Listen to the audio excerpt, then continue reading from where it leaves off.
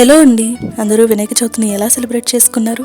మేమైతే తెల్లవారి లేచి కట్టెల పొయ్యి వెలిగించి వేడి నీళ్ళతో తలస్నానం చేసి పాలవెల్లిని ఈ విధంగా నీటితో శుభ్రంగా కడిగి పసుపు కుంకుమ సిద్ధం చేసుకుని పాలవెల్లి అంతటికీ కూడా పసుపుని బాగా అద్ది కుంకుమ బొట్టలతో అయితే డెకోర్ చేసాము.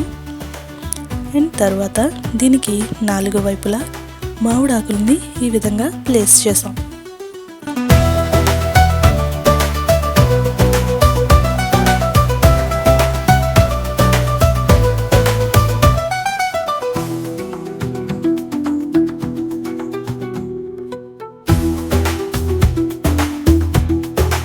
పైన ఉన్న తాళ్ళన్నీ కూడా కవర్ అయ్యేలాగా మామిడాకులను అయితే ప్లేస్ చేస్తామండి.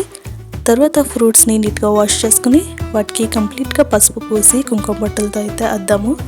అండ్ పార్ట్ 2 వీడియో వచ్చేసి కింద ప్రొవైడ్ చేస్తాను, లింక్ క్లిక్ చేసి చూసేయండి.